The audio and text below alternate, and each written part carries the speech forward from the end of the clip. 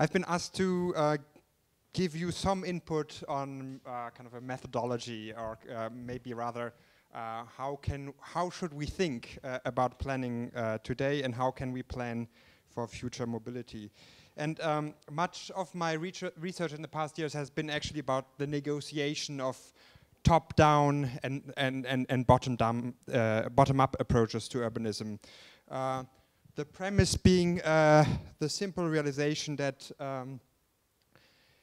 kind of top-down master planning, when applied to most urban condition, is proving itself to be less and less effective. So no matter whether we look at the saturated historic European city, shrinking post-industrial industrial regions, or sprawling suburbia, or what Sieverts calls the Zwischenstadt, or even kind of fast-growing informal settlements, it seems that big plans rarely seem to match both the economic and political reality today. So then one of the main concerns becomes how we can actually tap into the self-organizing behavior of cities and regulate transformations more incrementally. In other words, equipped with limited means and limited power, what are the neuralgic points of possible interventions, the parameters that are essential to control and others that can be left open to unfold without our grip on it. And in fact, I think that mobility infrastructure might be one of the last bastions of public planning, public investment, and actually public space.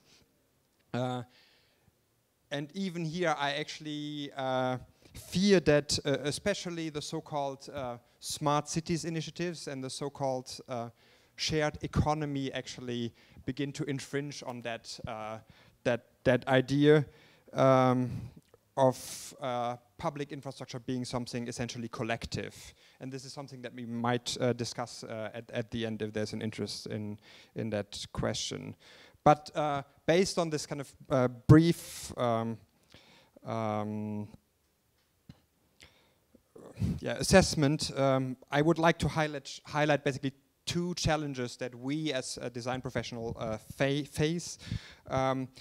How can we contribute to fight the ongoing and accelerating privatization of public resources and infrastructure in order to plan and design cities that are for citizens and not for corporate investment?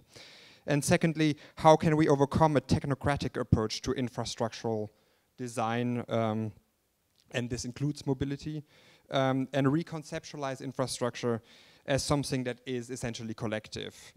And here, I thought that I would use the fairly well-known example of Curitiba in Brazil to highlight some methodological points. Also, maybe because you've heard a lot about current Vienna today, and Curitiba dates back 40 years, and I think it's, when we put this into perspective, it's actually quite radical what was done starting in 1965. So Curitiba is often referred to as a best practice example for early sustainable urban development, and especially its bus system. The rapid transit has been exported across the world to Bogota and also parts of Johannesburg that we heard of a minute ago. But I think that beyond the actual technical solutions, what might be more interesting is actually to kind of reflect on the methodology that was applied in Curitiba. And this is actually what is rarely kind of transferred or exported. So what I would like to do is actually try to extract three theorems of what one might call theorems of acupuncture urbanism. Curitiba can very much be kind of seen as an antidote to Brasilia. Brasilia was completed in 1960, and the planning for Curitiba actually began only 4 years later, initiated by Jorge Wilhelm, Sao Paulo-based planner. And instead of kind of large highways, monumental avenues and representative buildings, Curitiba from the very beginning focused on public transportation, recycling programs and infrastructural facilities. And confronted with scarce resources, Curitiba's planners devised methods that had to challenge top-down, a top-down approach. They were simply not in a position to kind of implement an overall vision onto the city. And I think this is also what makes it pertinent for today in the context of financial crisis and kind of dwindling energy resources. So here they are, kind of in a short summary, and then I'll take some more time to illustrate them based on concrete examples. But acupuncture urbanism is based on a physiological understanding of urban systems, prioritizing part-to-whole relationships. So by trying to identify local codependencies, the interventions will or attempt to mutually strengthen one another and produce a result that is greater than the infamous sum of its parts. This is something that is kind of a mantra repeated in self-organization and theories about emergent behavior. Secondly, acupuncture urbanism focuses on triggering processes rather than predetermined outcomes. So urban acupuncture does not claim to control urbanization as a whole, but targets these neuralgic points, which have the promise or capacity to act as kind of catalysts. Emerging from the bottom up, such a kind of strategy depends much also on kind of civic co-responsibility as on municipal governance. And thirdly, the need for rapid implementation.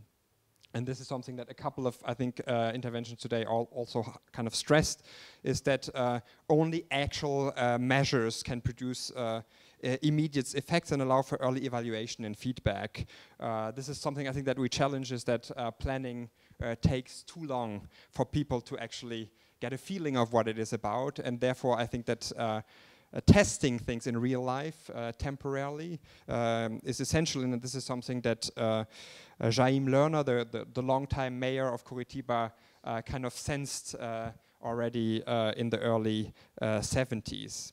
So as mentioned, Curitiba is probably most known for its mobility and public transport system, and confronted with the limited means and a kind of expanding population, the municipality devised a bus rapid transport system which dedicated existing arteries and traffic regulation, and developed custom designed vehicles, and also that you can see here, designed with a Volvo, and also customized stations to actually boost a bus system to perform similarly to a subway system, so at 36,000 passengers an hour. And this, because they actually mainly work with existing road infrastructure and technology that was available and could also grow incrementally at actually 10% of the costs, the kind of investment costs that rail infrastructure would have at that time. I hope that the images are self-explanatory in terms of how this works, but maybe for our purpose, more than trying to explain the kind of trying to focus on the relational idea that is behind this planning approach. I think what is maybe more remarkable than the actual technical solutions is that from the very get-go, it was actually linked to other instruments of planning regulation.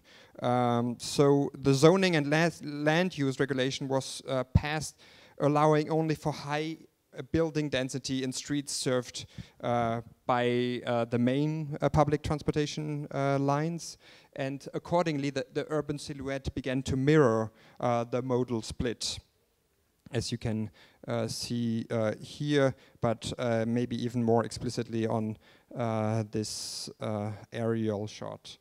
And years later, the Australian traffic engineer Jeff Kenworthy actually empirically confirmed that the interdependency of population density and modal splits is that there is a strong correlation. So over actually 20 years, they examined the correlation between the per capita annual energy consumption for mobility and the density of inhabitants per hectare. And what is quite interesting in this graph with the 50 cities that they analyzed is that it actually produces a fairly clean curve with American cities on the top, Europeans in the center, and then Asian, mostly rail-based cities on the bottom. But you can see that Curitiba actually, having no rail infrastructure, can compete with most European cities. Boosting the bus network efficiency was essentially a design and traffic engineering problem, but the financing and operation required a more holistic view and understanding of urban issues. So from the start, Curitiba's public mass transportation was conceived as a what we know today as a public-private partnership, where the city would provide the bus stations and the roads, but a series of private companies, actually 11, and that's quite important. There was no monopoly, but it was distributed to a wide range of private companies, would supply the vehicles and operate singular lines. But independently of passenger numbers, the city would pay the companies a fixed kilometer price, proportionally to the length of each route, which would allow basically the city to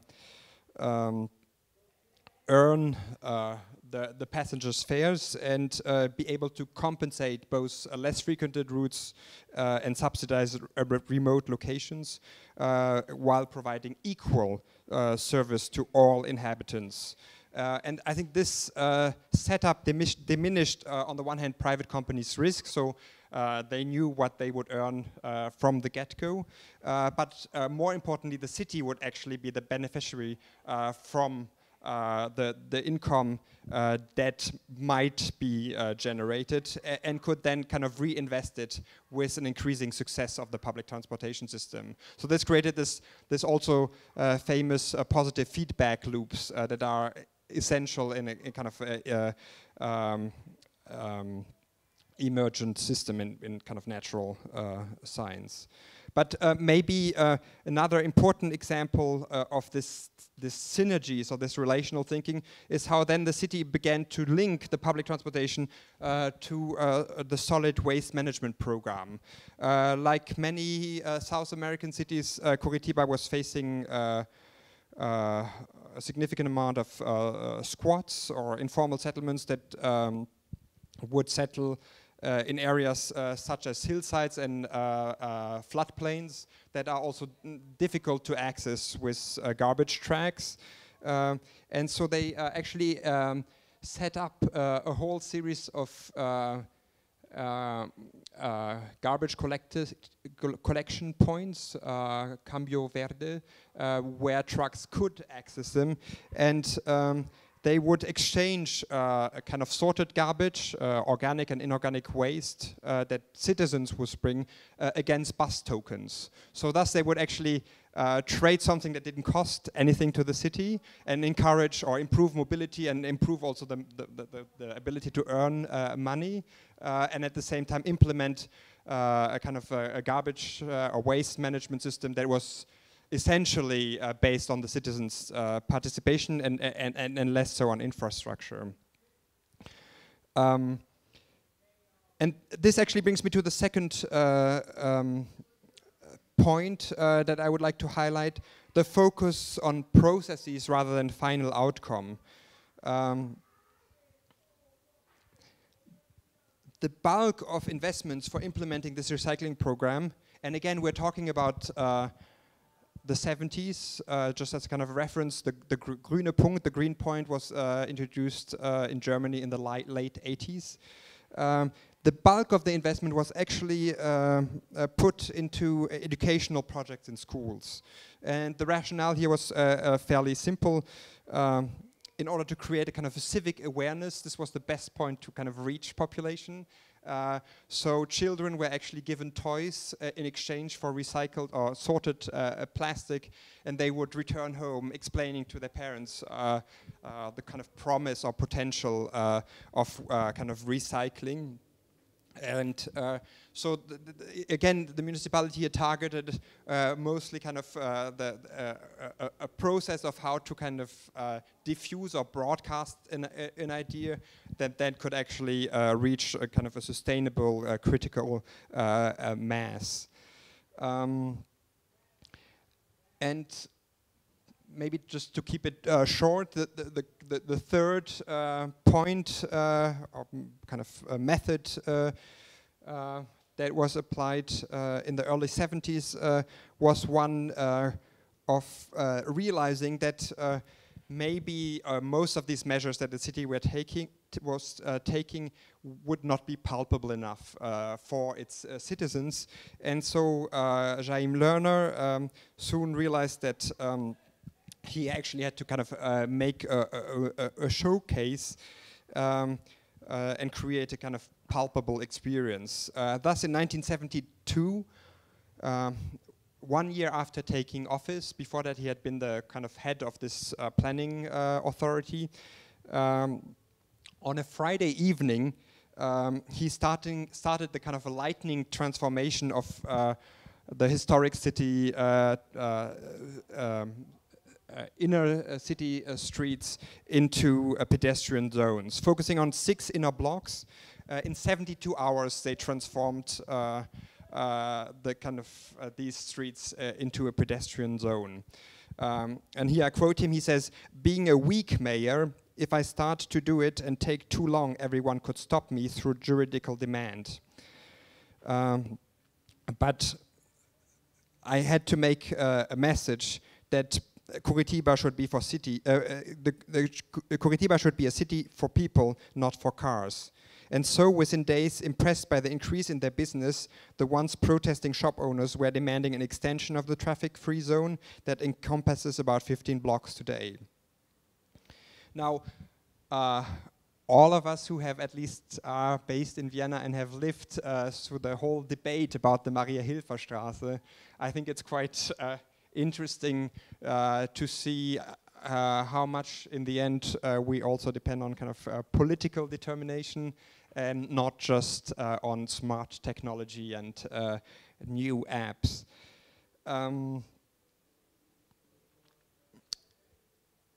Yeah, and I mean maybe I'll just end with another example that is more recent, Times Square in 2006. Where, in effect, the exact same measure was taken. It was very clear that getting the kind of the transformation of Times Square through all the kind of administrative instances would take years. They implemented a kind of a temporary transformation that was supposed to last 3 months, and I was there actually when they first put up these kind of just these kind of traffic cones, and people were literally waiting for the paint to kind of dry, and then flooded and kind of began to appropriate that space, and that's what it looked like, I think, on its second day. So. I think this was actually, and obviously it was so, it was accepted so, people were so overwhelmed with the transformation that immediately they reached a kind of political point of no return. But I think that the other thing that we can learn from this experience, or that the city of New York in this case, similarly to Curitiba began to learn, is that from quick trials, they could actually learn in real life how things are used, and then introduce a much slower and maybe smarter kind of long-term design process. I think I will stop here.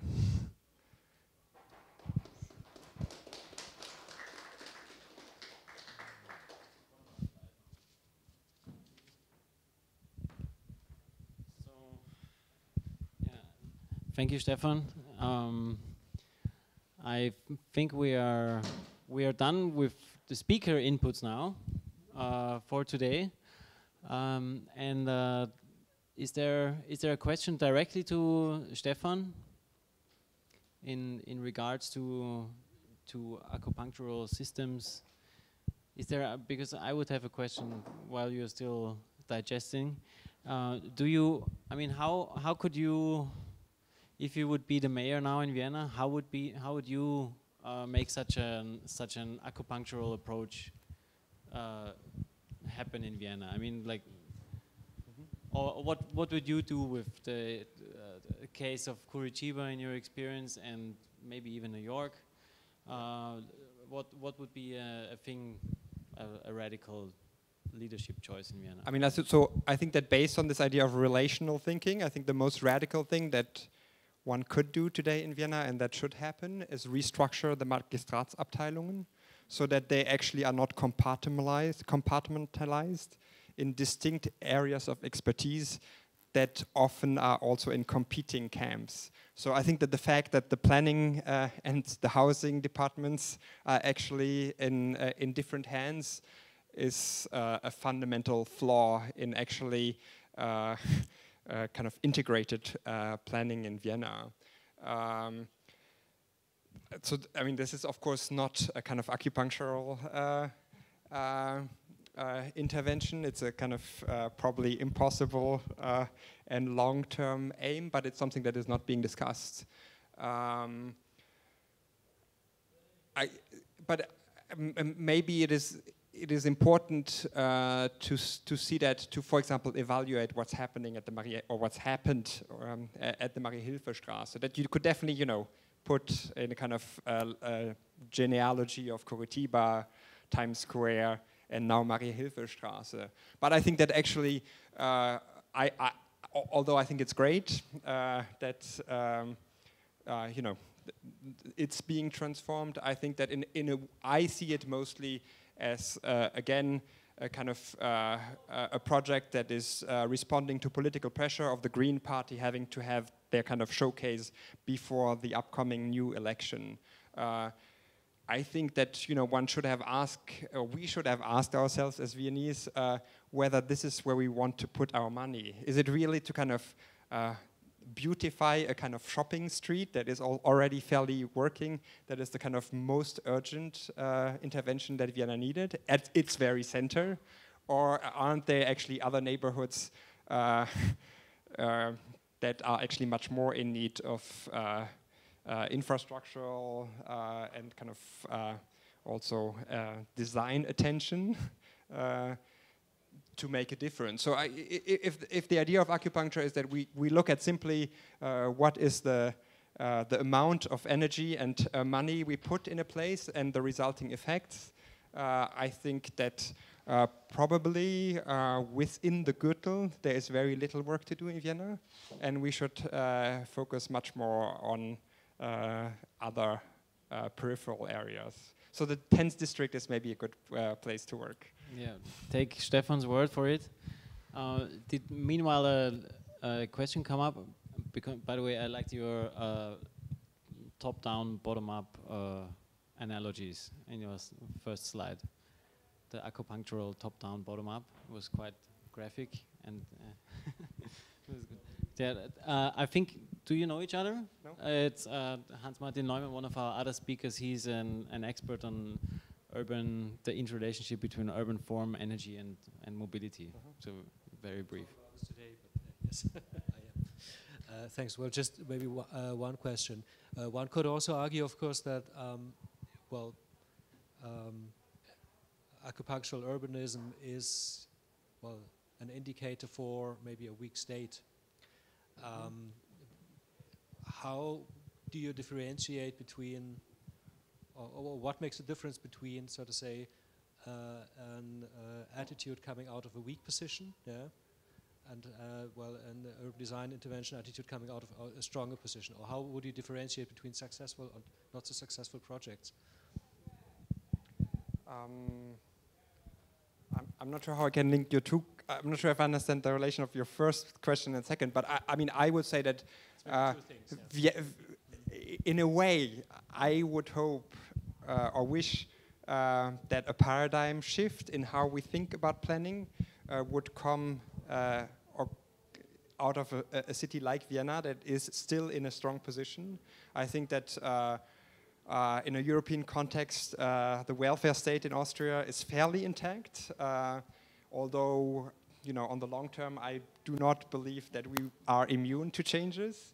And I think it would be fantastic to use that moment to actually make that shift rather than waiting until the state becomes weaker and weaker and then being forced to do so. I think that we can actually learn from the achievements of people who have managed this under pressure to maybe do a kind of a much more radical paradigm change. And this, unfortunately, I think is not happening, often because there's the notion that in Vienna everything is actually pretty well, which I would totally agree on. Yeah. We don't need this here because everything is fine already. Huh? So what's the, you know, how would you argue that something like that should be implemented in Vienna? Yes, but at the same time, and this is a longer discussion, but because it was mentioned a couple of times, if we look at the development of Seestadt Aspern, I have kind of serious concerns about how public money is being invested. And I think there could be much smarter ways of supporting that project. But that project is a very classical top-down master plan that is set up so large that it actually cannot fail, and therefore the city will pump as much public money into it as necessary for it to succeed, independently of, I think, its self-organizing behavior. Yeah, I don't know. I mean, I think the Seestadt is actually an interesting place where one could discuss whether this is actually, even in the case of Vienna, the smartest approach to planning that one can have. I think it's a very regressive approach. And actually, for example, for those of you who are not familiar with the kind of history of it, I think that, for example, Rüdiger Leiner's very early winning competition entry had much more of a kind of relational thinking behind it that had the capacity of adapting to changing and unexpected needs and futures. Yeah. Okay, well, thanks. Yeah.